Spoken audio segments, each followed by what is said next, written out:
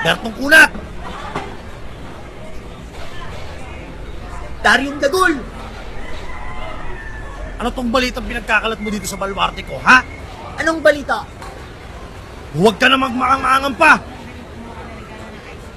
Ayun ba? Ha? Hindi ba totoo naman? Nasabi ang lunas sa COVID. Alam mo ba kung nasa naman kang mayong? Nasa naga talaga yun. At higit sa lahat, fake news talaga yung ads sa Revolution. Ungas ka ba? Ano ba pinagsasabi mo? Saan mo pinagkukuha yan? Huh, syempre, nag-research ako, no? Sa Tuktuk University. Palibasa kasi at ugot ka na at laos, kaya hindi mo alam yun. Ano, ha? Lord naman! Magpakulan ka naman ng katalinuhan!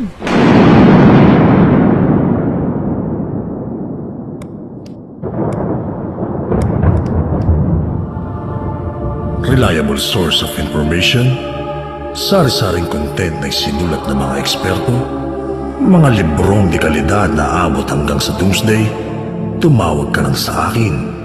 By the way, hindi ako si Lord. Ako si Vibal. O pre, tingnan mo to. Di ba sabi ko sa'yo totoo ang EDSA Revolution? Oo nga, no?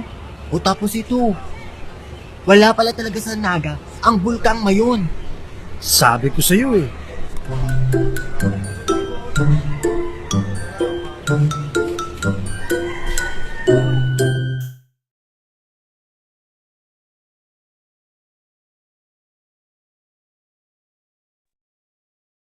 Good day, Kavibal, and welcome to our YouTube Live. For the discussion today, the topic will be on feedback giving and blended learning. Before we begin, please take note of the following reminders. Make sure you're registered to the webinar to have your e-certificate of participation. Visit certificate.vibalgroup.com or eturo.org to generate your proof of attendance. Share the video using hashtag LearnAs1PH as our official hashtag to our Vibal webinars. Experience learning, Kavibal! And now, to proceed with our webinar this afternoon, it is my pleasure to introduce to you our distinguished speaker today. Mr. Jeremiah M. Grafia has completed the academic requirements for Master of Arts in Education, major in Language Education from the University of the Philippines, Diliman. He obtained his Bachelor of Secondary Education major in English and an undergraduate specialization in Filipino at the Philippine Normal University. At present, he is a junior high school teacher at Bangkal High School.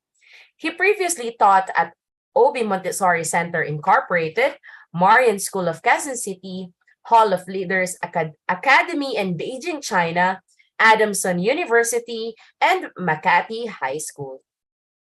He had presented the Philippines in a number of conferences held in other countries such as Singapore, Vietnam, and Malaysia, where he obtained a number of awards and recognitions. Mr. Grafia is a technical vocational education and training trainer under Technical Education and Skills Development Authority, TESDA, and teaches courses such as Contact Center Services NC2 and Events Management and Services NC3. Mr. Grafia is also studying Chinese under Confucius Institute, where he is currently taking HSK Level 4. His research interests include feedback giving and second language acquisition. Ladies and gentlemen, Mr. Jeremiah M. Grafia.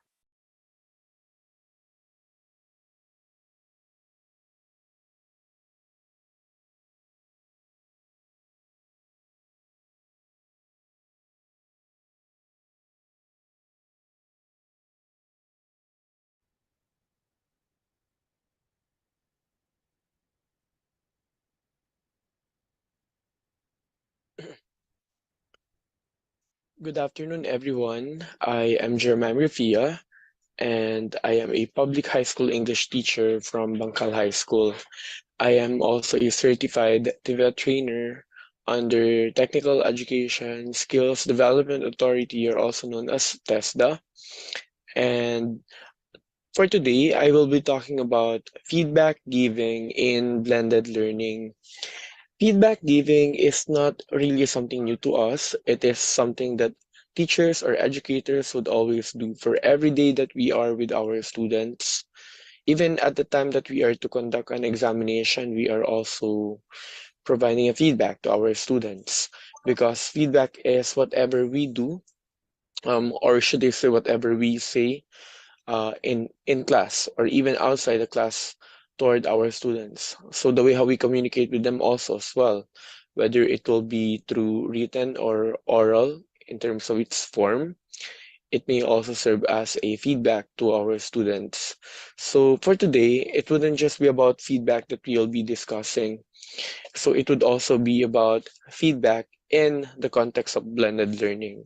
And as we all know, blended learning at this point of time is being experienced or being implemented by a great number of schools, given the situation that we all have. Okay, so let us discuss about this topic for this session, and I hope that those who will be able to attend to this session will be able to gain valuable insights, because what I will share to you are things that I've gained from experience, and at the same time from the recent findings from the findings from the recent studies conducted. Okay, so let's start first defining what blended learning is about. Okay, so blended learning is also known as hybrid learning. It's an approach in education in which the traditional in-person classes, you know, students going to classes or physically attending to their classes like what it used to be, especially before a pandemic. These are supplemented or supported with technology. So when we say technology, we are making use of computers, it could be tablets, it could be smartphones, and it could also be a system like a learning management system or an LMS that we will be later talking about or we'll be talking about later. And learners take advantage s- of both online and offline resources. So the use of these devices, the smartphones, the computers, and tablets, the learners are taking advantage of it. So it's within, it's something that they're using to further help them, help them to further understand the topic being covered or the topics being covered by their teachers. Okay, so this is for the blended learning. So in a blended learning environment, we make use of a learning management system or an LMS. Learning management system, um, we have many options to choose from if we are to choose for an LMS. It could be Edmodo, it could be Google Classroom, it could also be Edmodo, Google Classroom, or even Moodle. So for each kind of LMS that I mentioned, there are also other LMS out there or learning management systems out there. But with what I shared, so each of these learning management system would have a would have a particular set of characteristics by its kind, would have set of differences from one another.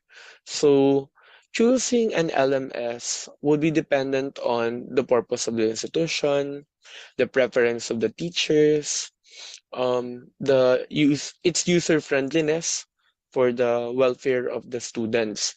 So there are institutions which um, dictate what LMS to use for their teachers and students, while there are also institutions which allow teachers to choose what kind of LMS would they use. So according to their purpose or of what makes it convenient for them. However, if it will be an LMS to be dictated by an institution. So the support would really be there by the institution, and there would be capacity building trainings that they will initiate for the welfare of the teachers who will also use the LMS for their students. While if it would be teachers who would use different LMS with one another, that may also pose a challenge given that, let's say, the students are having different teachers in one level, then imagine having teachers of different LMS. So these students would be really challenged to use one LMS. From one LMS to another, they will really adjust. So there are also teachers, like especially in the lower levels, who would only there are students, especially within the lower levels, who would not really change teachers from one subject to another. And so it might really also be beneficial on their end if they would only have one LMS, or it might be good because the students do not really need to adjust from their one subject to their other subjects for the use of the LMS. Okay? So for the LMS, it allows teachers to review the students' responses. And when we say review the students' responses, like in terms of their performance, whether it will be through written or through oral in form. For example, written, if we would ask our students to write an essay, for example, or a paragraph. So that may be a sample of reviewing students' response in terms of a written form. But in terms of spoken form, it could be a speech, for example, that we're asking our students to perform.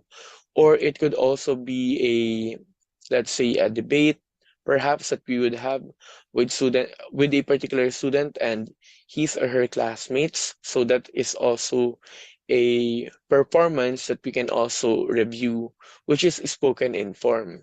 And there are many other also performances which we can also review about students, by the way. So these allow teachers to better check students' understanding and performance. Okay? So when we say understanding, if like for example, the knowledge of the student, were they able to understand what we are trying to impart to them? Or were they able to understand the lesson that we discussed to them? And in terms of the performance, that the performance would be the application of the students of what we taught or of what we shared to them. So can they translate what they've learned toward an output, or can they really translate what they've learned um, to a composition? So if they will be able to come up with that, how successful is that, or how great is that, or how aligned is that with what we taught? Because um, we must be able to the checking of the performance of the student would be about how how good students would be able to translate what they've learned in terms of creating an output or in terms of performing it. So that's something that we have to check, okay?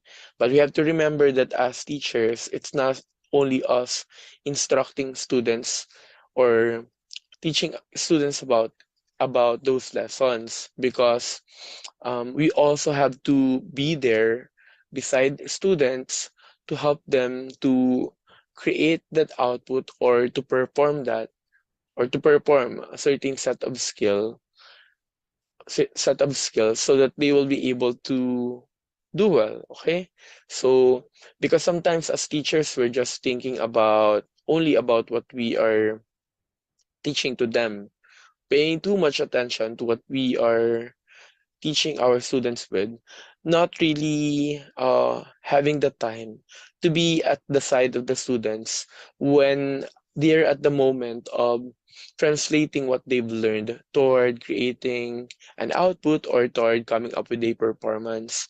We have to be there at their side so that if they will have questions or if they will have clarifications or if they are in doubt or in confusion, we will be there and then we can help them so they can ask us and our response to them would be our feedback to them, hence our support to them.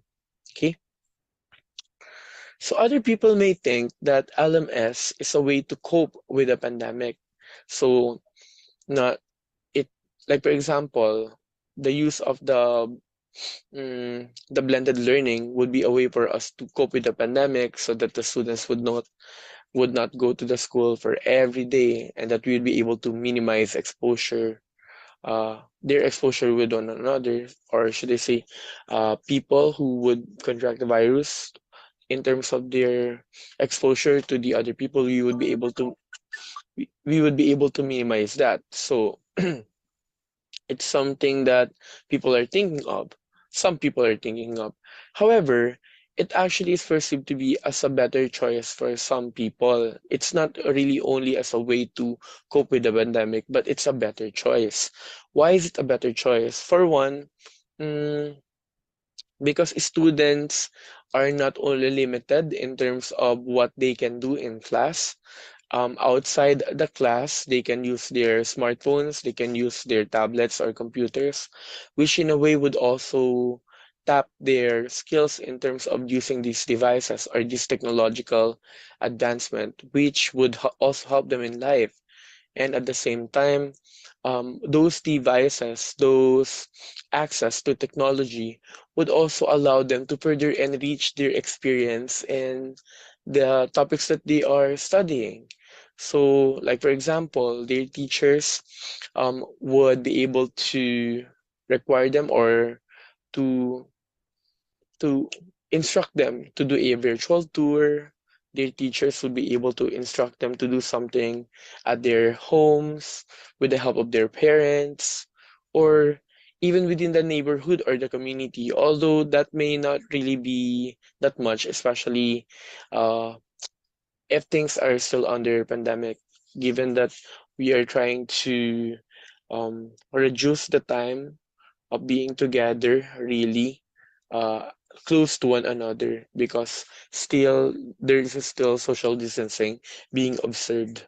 But that's the point being presented that the point being presented is that if students would have the time to work on their tasks at home or outside the school, we are having an enriched experience on their end because they can use their resources, these technological devices, and at the same time they can also do things at their home or at their respective homes, which we may be able to relate with the topics that they are discussing in class.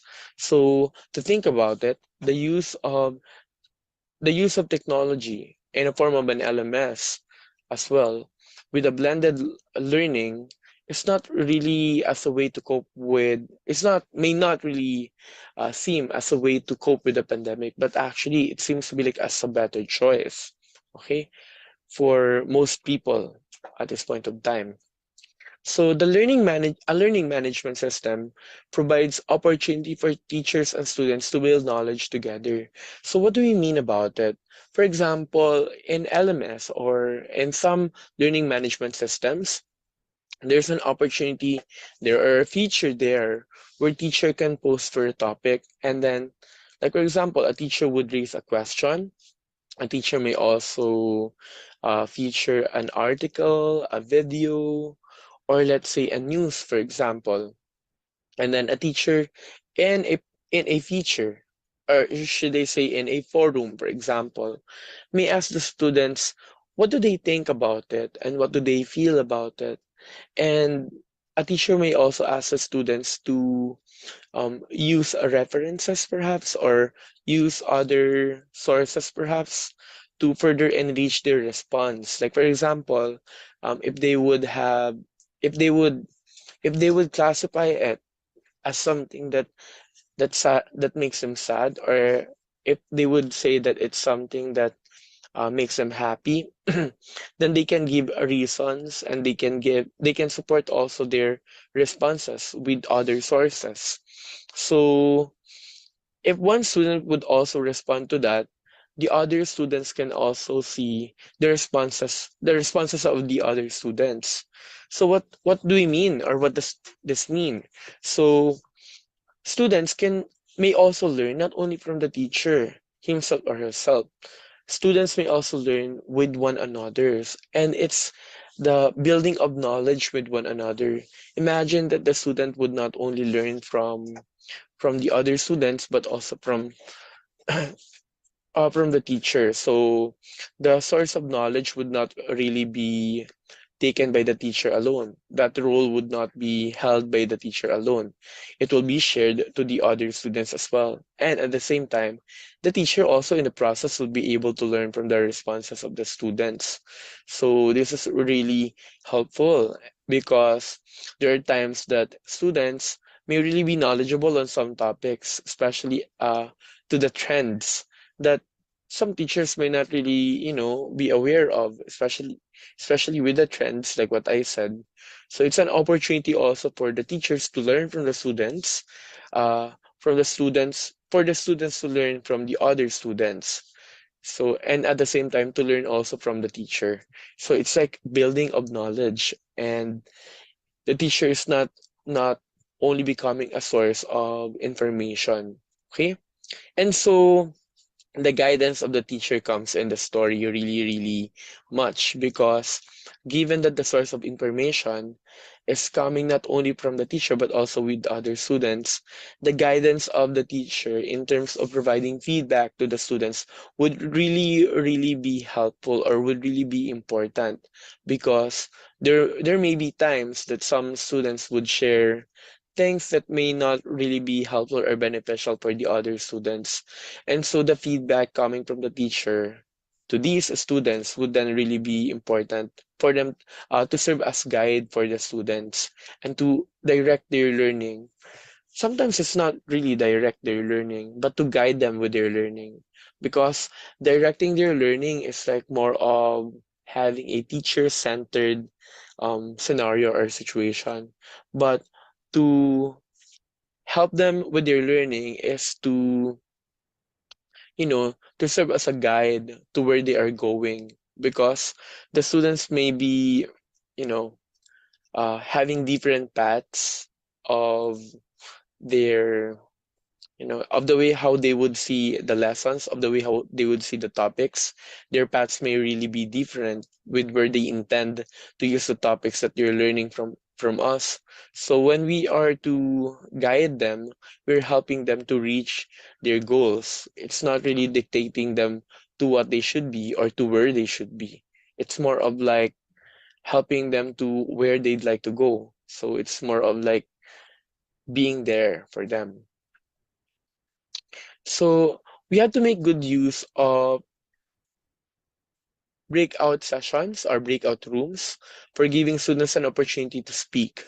So as one who hosts a session, this would be under synchronous class, which will be also a technological advancement as well, which may also which may possibly happen outside the class as well. Okay, one can take note of students' participation. Points which may improve students' performance can be shared at the latter part of a session. Okay? So we take note of students' participation, like their mistakes, the things that they've worked well, uh, and yeah. And in terms of what may help students to improve, we can also share it at the latter part of a session. So this is helpful because, like for example, we are covering a certain topic by now, and some students would have a performance for which they have erroneous responses, which may not really be related with the topic, and so we are not really responding to it, or we are not really addressing it, given that it's not related with the topic. But we are taking note of it so that at the end of the session we will be able to cover it, if not at the end of the session, for the following session. But there may be a challenge that this scenario would pose or that this scenario would bring us because if, like for example, we are delaying the response that we are providing to students, It could be that some students would forget it. It could be that some students, at the moment that they will be able to hear our feedback, they will not be able to really link it with the erroneous response given the time of the delay. So it's something that we really had to think about as teachers or as educators in terms of when should we really provide the feedback. Would it really be immediate? Would it be delayed? So we have to be judicious about it. When we say judicious, we have to really be careful or sensitive about it, and we have to really be mindful if it would be the right time. And in terms of choosing when will be the right time is um something that is really controversial, okay? So it takes years of experience. It takes familiarity with the findings of recent studies about it, okay?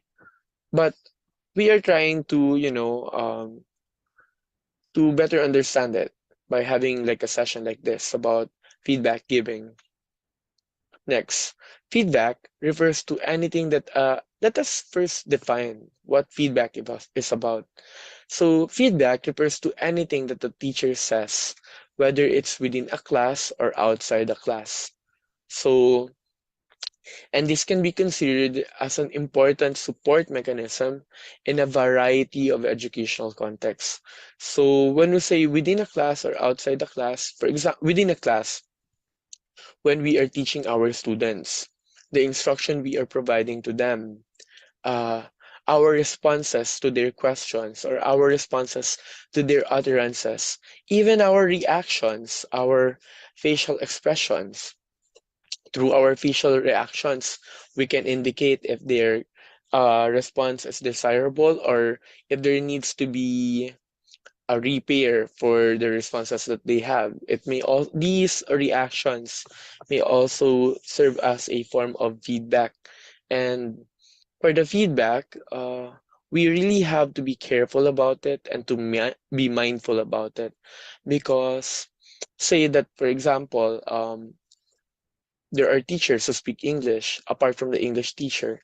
If they are using the English language and providing the feedback, they're in a way modeling the language. And by modeling the language, students may think that the structures that they are presenting to them or that they are using for them may really, the students would think that these are grammatical, that these are all correct, and that these are patterns that they can follow. So it's really, really important for teachers to really think about the feedback that they will provide to the students. If it needs time for them to first think before delivering it, then it will really be better because of what we will provide to our students. They will think that it's the right one. They will think it's grammatical. These are grammatical, and so they would follow it. They would pattern their responses to the patterns how to the patterns observed by a teacher in class. So that's modeling in teaching. And this can be considered as an important support mechanism. When we say support mechanism, for example, we are to provide students with an instruction, and then, or should I say, like a lesson. And at the time that students would translate that toward creating an output or toward coming up with a performance or a presentation, then these students would have questions or would have clarifications along the way. And as teachers, we would make use of feedback by responding to their questions. And if ever we see that their output or their performance would go far way deviated from what we expect it to be, in a manner that is not desirable, then we can realign them, realign their course of actions, their thoughts, and their path with what this is supposed to be in accordance with the lesson or the topics that we presented to them. Okay? Next. Feedback is used in correcting students about their performance. Okay? So say that that would be a speech, for example, or that would be a written output. like an essay, for example, or a paragraph, or even a sentence, or even a phrase, by the way. So we are using the feedback to correct the students, to tell them that uh, you can write it this way. Um, the one that you are writing may not really be considered as a compound sentence, for example, but a simple sentence. And in order for you to write a compound sentence, you have to use conjunctions, like coordinating conjunctions. So you'll be able to come up with a compound sentence from a simple sentence. Say that a student is asking you if a certain item is already or may be considered as a compound sentence and you are to look about it. So you can provide a meta-linguistic explanation about it. When we say meta-linguistic, you are explaining the rules and that particular item so that the student would be able to understand it and would be able to correct it, to self-correct uh, his or her work, okay, or output in that matter. So, in terms of correcting the student's mistakes, the Goldilocks principle may be considered. So, like for example, in one sentence or one statement of a student, do you think it would be good that every time a student would encounter a mistake in a sentence, like for example, in one sentence, there would be about 3 or 4 mistakes. And in every mistake that a student would have in that sentence, we would correct it. Would it be really a good idea? Correcting student may be a good idea, but in terms of too much correcting students, especially in like one statement or one sentence, and we will pay attention to really like every point of that, may not really help us to focus to the topic that we have. So the students may be defocused. And if we will do that with all the responses of the students in one session, say that that's an in-person class or it's a traditional class where students would attend to one session physically, at least with a teacher, then the bulk of discussion for the other topics apart from the main topic would really be that much. And this may be an issue because of the weight of the discussion may really be that heavy given that uh we've faced, or should I say, we've allotted time to so many topics apart from the main topic. So the weight of the discussion may really be heavy for the students, and that may result to a focused discussion. So the students would not really be able to focus their attention to the topic, to the main topic. So they might not really be able to remember everything that you'll be able to discuss to them for the main topic, given that their attention is divided with the other subtopics that we will also cover every time that we would respond to the other mistakes of students in their utterances. So it may not really be a good idea. So, however, a Goldilocks principle may be helpful for us in this matter. When we say Goldilocks principle, it means that the amount of correction that we would provide to our students would not be too few and would not be too much, just enough. And the idea of just enough is the idea of being just right varies from one to another, from one situation to another situation, from one teacher to another teacher, from so there are many things that you would consider, like of the level of the proficiency of the students is something that we may also put into consideration. The level of difficulty as well. So the idea is that we should just provide that just right. It should not be too much. It should not be too few. Okay. Next. And teachers can directly provide feedback to students. However, this must be done in a judicious manner. So when we say that a teacher would provide a direct feedback to students, say that there will be one student who would have an erroneous uh, part in his or her utterance.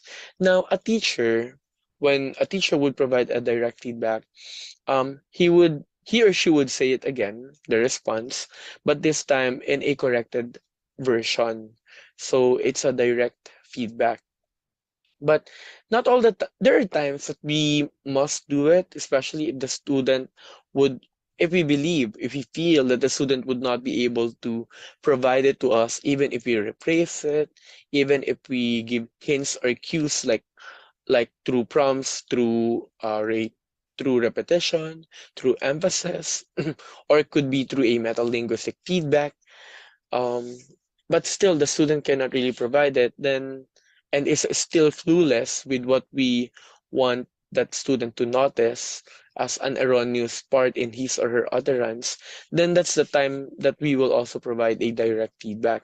However, we have to really be careful about that because um, remember, we have to give the students the chance to self-correct or to realize the erroneous part in their responses, because if that will be so, we are helping them to become capable of correcting their own mistakes, which is really ideal.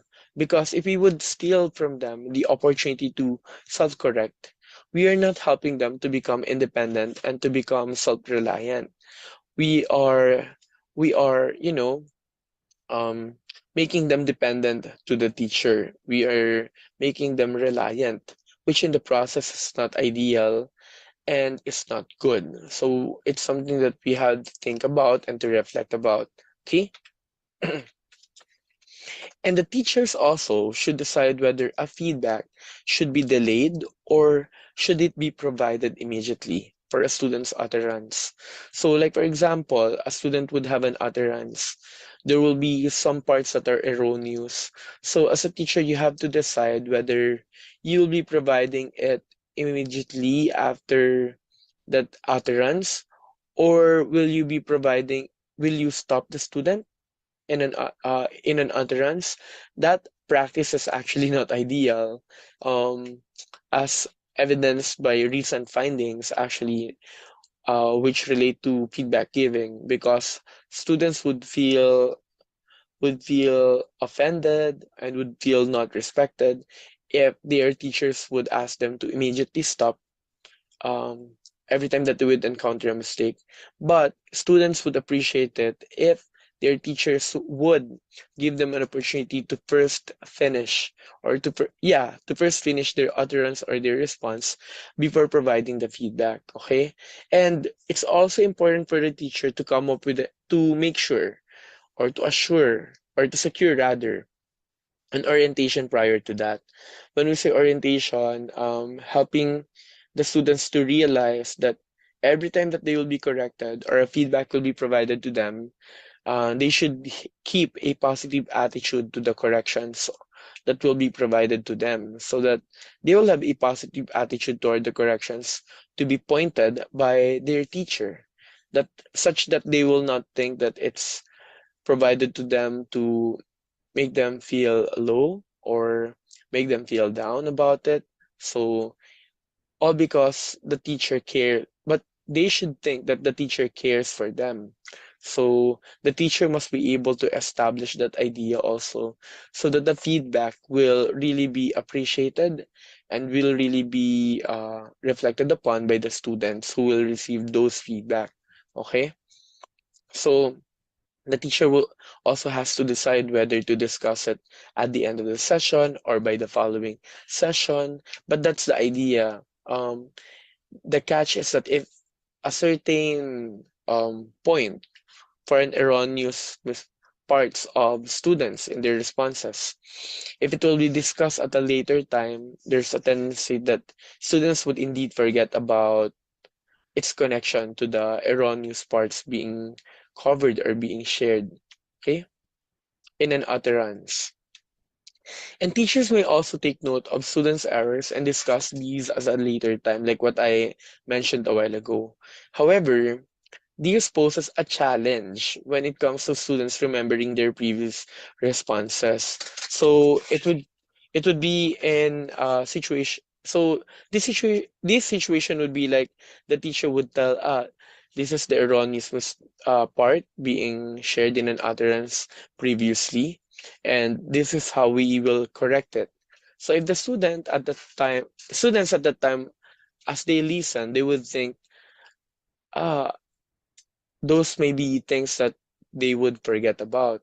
Like, for example, they will not really think that they are the ones who actually committed it. So the connection to the student's performance or the student's uh, encountering those erroneous parts would really be loose. So the connection would be loose.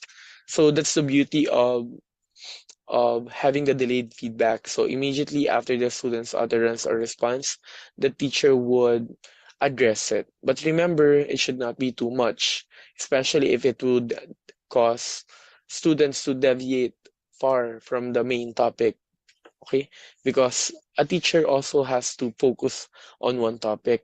So if there will be erroneous parts in an utterance related to the topic, it's good for the teacher to address it. But if those points would be a bit far from the main topic, then a teacher may decide if it needs to be discussed at this point of time, or it may be discussed at the end of the session or by the following session. Or it could be or it could be if those erroneous parts and those utterances will be covered in another topic. So that's also a thing to be decided upon by a teacher in that case. Okay. And it's also important for us to remember not to answer all the questions that we raise to our students, because if we are doing that, for example, through a Zoom or a Google Meet session, for instance, there are times that a teacher would ask a question. Now, no one is responding.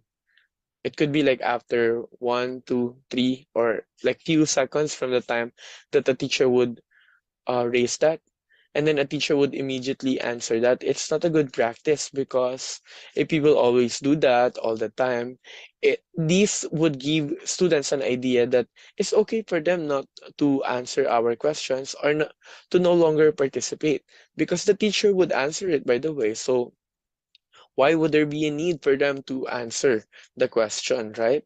So in terms of them making an attempt to answer the teacher's question, they will no longer think about it, all because they are thinking that the teacher will be the one to answer it after all, and the answer of the teacher would be the right one. So we should not give students an idea like that. So in order to avoid that, we have to make sure that we are not answering our questions. So there are many things that we can do when students would not be able to answer the questions that we raise to them or that we pose to them. It could be by us rephrasing the question. So it could be that there are some parts of the questions that they cannot understand. So we may make it concise. We can simplify the question. We can change the terms which we may think that may not be comprehensible to them or that they cannot understand. We can change those things. Or we can shorten it so that they will be able to understand it. Or rephrase it, like choose different words so that students will be able to better understand the question. So, like what I mentioned a while ago, because if we will answer our very own questions to them, this will give the students an idea that it is just fine for them not to respond, since we'll answer the question after all. So why is there a need for them to make an attempt? Okay. If students will not be responsive to questions, we may consider rephrasing the question and giving them hints or clues. The hints or clues in terms of feedback giving may be repetition, maybe like when we say repetition, you're repeating the utterance of the student with an emphasis to the erroneous part, and like making a pause before the erroneous part, that may also do, or giving the metalinguistic feedback, like giving the point of how one can make it right, or the rule, for example, but not really the teacher giving the actual answer. So the teacher is giving the students an opportunity to self-correct it. That's the ideal. Because if the teacher would steal chances or opportunities for students to self-correct, then the students will be dependent and reliant to the teacher, which is not ideal and which we are trying to avoid also. So, so we also need to give every student an equal opportunity to participate in our discussion. So remember, like for example, it will be a Google Meet session or a Zoom session. So we cannot just call one student all the time or one, two, or three students all the time. We have to balance it out. If it needs for you to prepare a list of your students and to check their names for every time that you would ask a question, just to make sure that at the end of the session, all the students would be able to respond, then that's better. Okay? So we have to give them an equal opportunity to participate in the discussion. So as teachers also, especially when we provide feedback to our students, we'll better know our students, their our students' status. And by knowing our students' status, we'll be able to, in a way, differentiate our instruction to them. Even the kind of questions, the level of difficulty of the questions that we are providing to them, we will be able to also adjust it. Like for example, those students who are doing well, we can provide them questions with higher order, which require higher order thinking skills. While those students we know who are struggling or who find certain lessons difficult, then we can also provide them questions that would be also uh, the questions that they can also answer well. So imagine feedback giving would also help us to, in a way, differentiate our approach to our students, which is really good because we make our questions sharper and more personalized for each of them. And if a student answered the question, know more about his or her answer through probing questions, like what made you think about it? Okay, what gave you the idea about it? Because if we will ask questions this way, it would allow us to understand our students more or understand our students in a deeper manner. Okay? And like for example, can you tell us more about that? So every time that we would ask our students about such, it's not only the teacher learning from the student, it's not only the student to be able to answer the question also posed by the teacher, but it's an opportunity also for the student to share his or her idea or ideas to the other students as well. So we have to have that thinking that when a student would share his or her idea in a class, um, by responding to a question, the other students may also learn from it. So we really have to process the responses of the students and to extract the lesson out of it so that the other students indeed would be able to learn from it. In fact, it's not only one students learning from students' responses or ideas when we have feedback as the heart of the practice of teaching that we have. It could also be that the teacher would be able to learn from the students, thereby having the idea that it's the building of knowledge, that everyone who's part of the class contributes to the building of knowledge, because that would be that way. If students would be able to learn from the other students and from their teacher, and the teacher also learns from students' responses, especially with the trends. There are many things within the trend that young students are knowledgeable about or are very much familiar with, especially with the rise of the use of social media. So teachers in a way can better learn from students. And at the same time, the responses of the students, if a teacher also listens to students through probing questions, um, the teacher can also make the responses more personalized, right? And more differentiated. So responding to the needs and responding to the differences of the students with one another. Okay.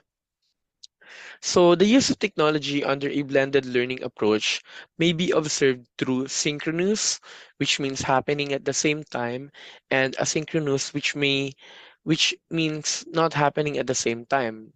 Like for example, when you say asynchronous tasks under asynchronous, we are giving students a set of tasks, and that students would have the time throughout the day to work on it. Okay, so because it's not happening at the same time, and the student can decide when do they plan to accomplish certain set of tasks in relation with the deadline also, because we cannot really just ask the students to accomplish a certain task without providing them a deadline, because there must be a deadline so that the student would be able to manage his or her time well.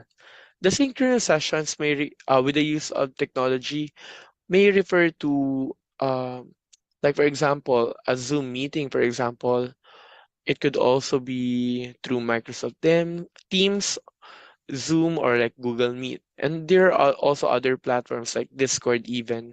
So yeah, so this may be synchronous or asynchronous. Okay.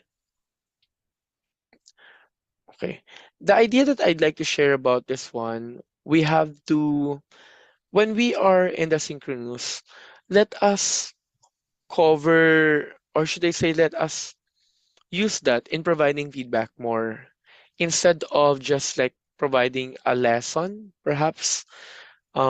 Because for example, when we are to present a lesson, it may be presented through a video, for example, through a recorded video that the student may access at whatever time throughout the day.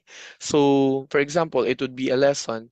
Then consider yourself recording that recording that lesson and coming up with a video about it, and then uploading it and sharing it to the students so that they would be able to have the time to play it, to slow it down if ever they find it that difficult to understand or to comprehend. Or they can also repeat it for as many times as they'd like to so that they'll be able to understand it really well.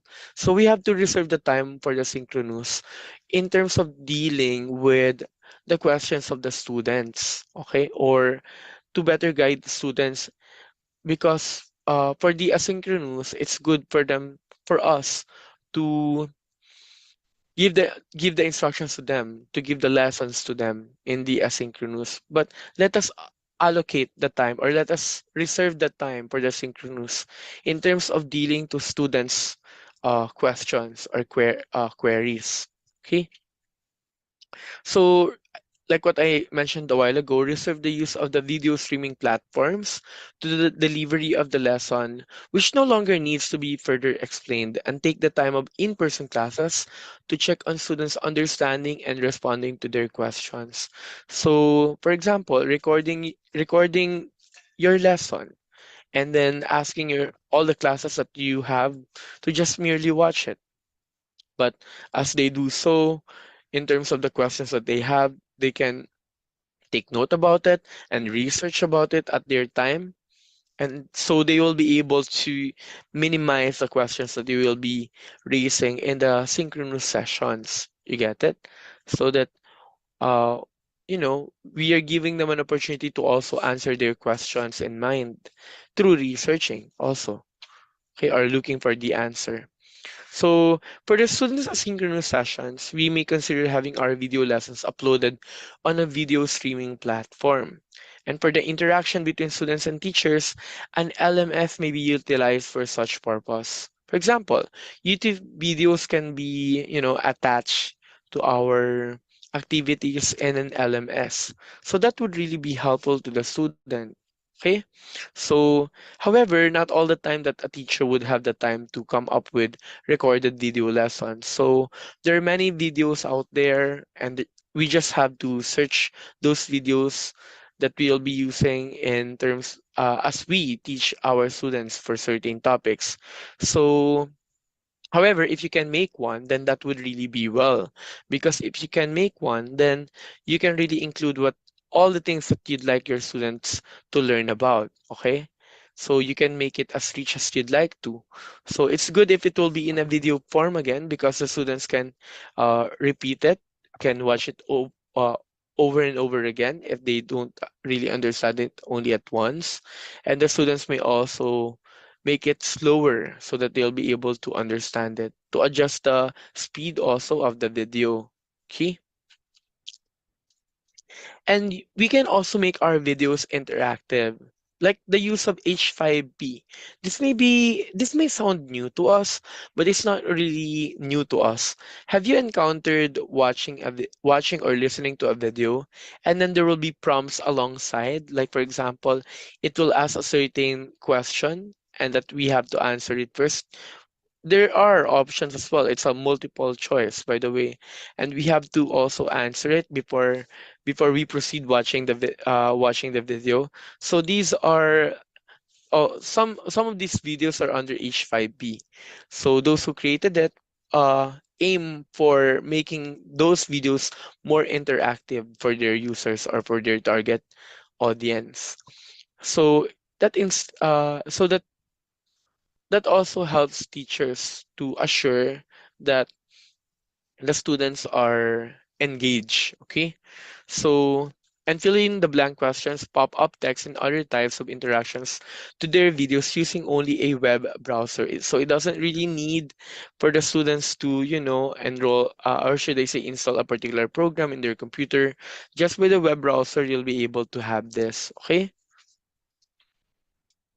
And when tasks are relatively simple as well, the feedback can mostly be designed in advance in a uniform fashion. However, if there are individual differences with the responses, then that's the time that we should consider providing a personalized feedback. Okay? And in utilizing technology and meeting students at synchronous time, we have to make use of noise canceling headsets, reliable and fast internet connection, and this would allow teachers to communicate with students smoothly. Remember, we've been studying about language barriers. We do also, or should I say, the barriers in communication, and we also have that even with the advancement of technology. Okay, like for example, the background noise, yeah, the internet connection, the speed, or should I say, the speed of the internet connection. These are things that we also have to consider or to look upon. So the use of technology is really really nice because we can also bring students to places.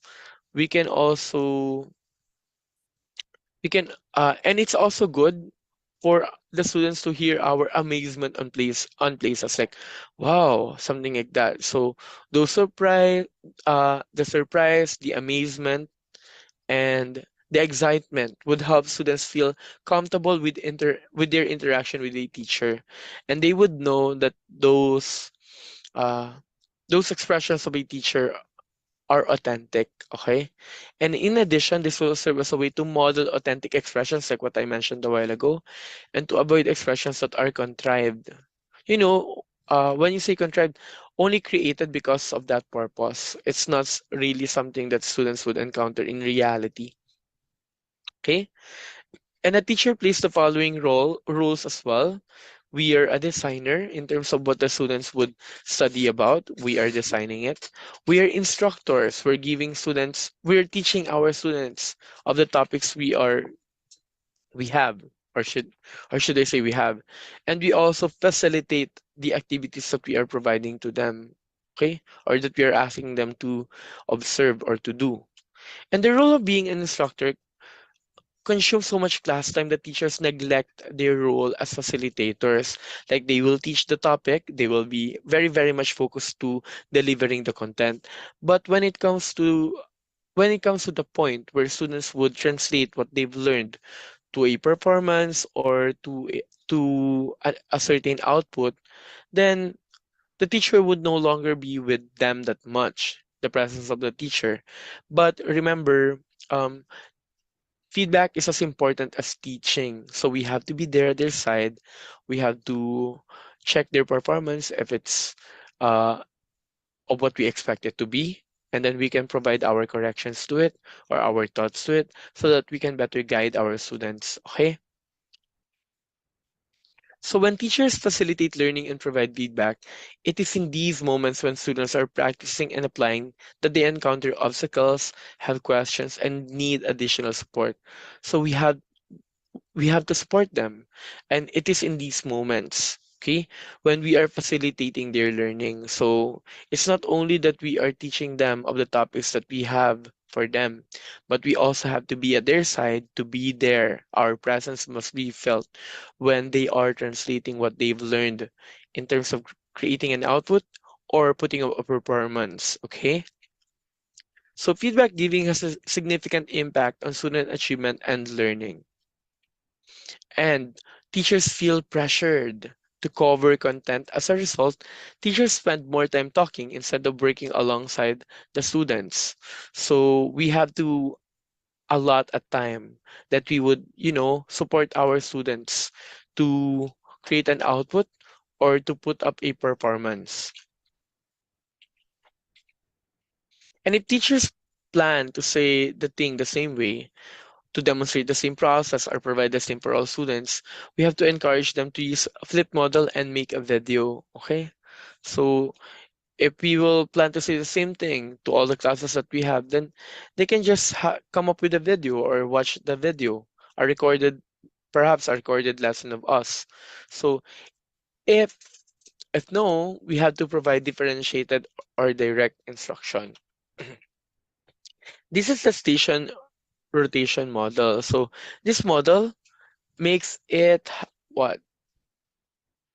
Makes it possible for teachers to provide specific support and scaffolds aid to comprehension and focus on text, problems, or examples. Okay, so the first one will be the teacher-led station. Um, like for example, the students would have questions, the students would have clarifications. It's in this station that those questions or confusions will be addressed.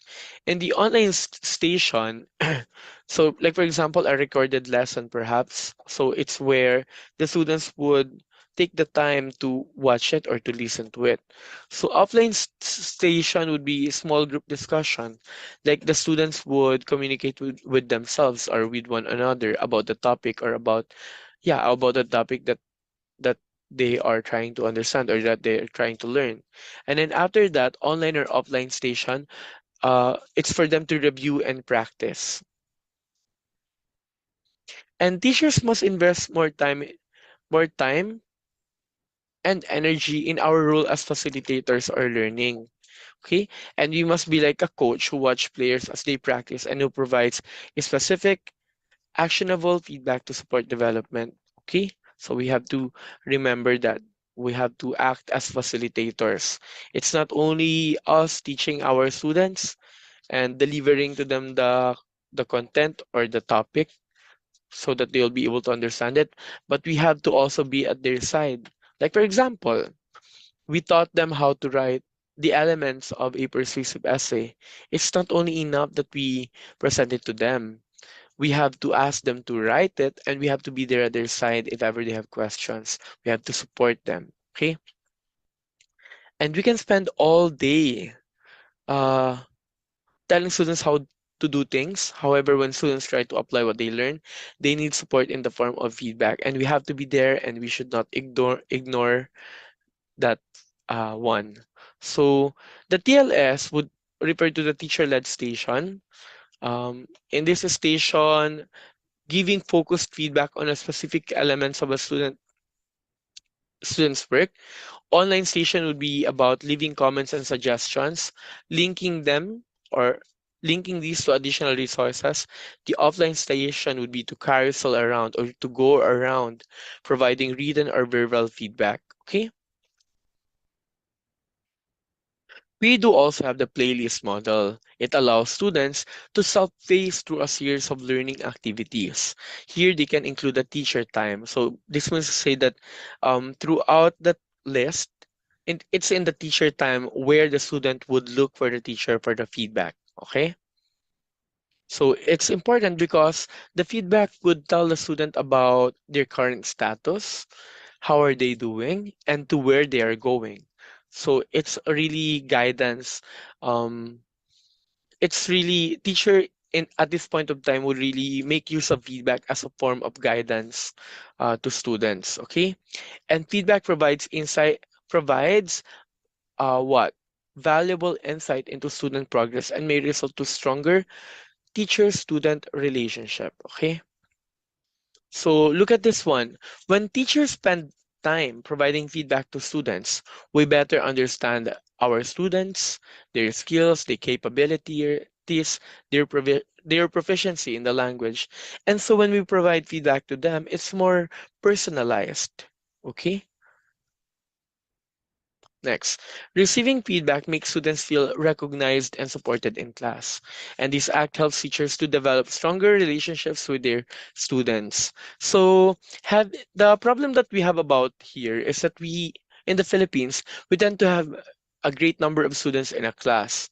So, if that is so, we still have to make sure that we will be able to recognize them and we'll be able to support them with them receiving feedback from us. It could be certain set of students in one session, and then for the following session, another group of students.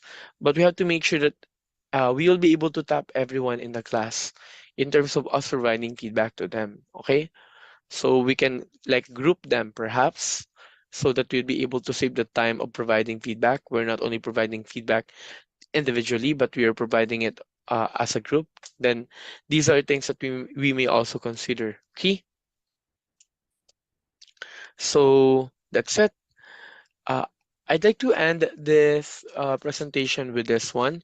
When feedback is given routinely, like consistently, okay, students put forth a greater amount of effort because they know that they will receive input from their teacher and peers on their progress. With the idea of my teacher would tell something about my work or about our output or about our performance, then the students would try to make it would exert that amount or that effort to improve it. And that is the reason why also feedback drives improvement or helps students to improve their work or to improve their performance. Okay. So as teachers, we have to maximize the use of feedback really to guide our students. Okay.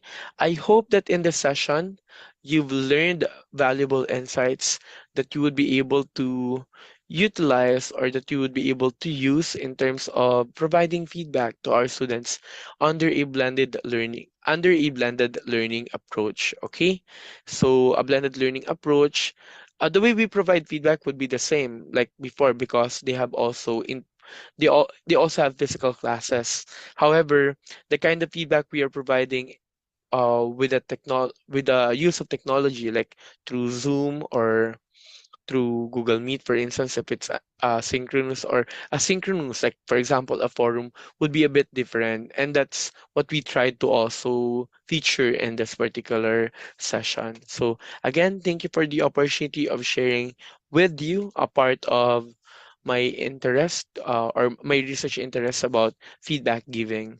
Again, thank you for listening and I hope you'll be able to improve, or should I say maximize the use of feedback in guiding our students and in teaching and learning in general. Again, I am Jeremiah Grafia from Bangkal High School. I am a public high school English teacher. I am a public high school English teacher and a certified DVET trainer as well from TESTA. So thank you for listening and have a nice day, everyone. There we have it. In behalf of the Ball Group Incorporated, I would like to thank our speaker for today for this eye-opening and insightful learning session. It is an honor to have you with us.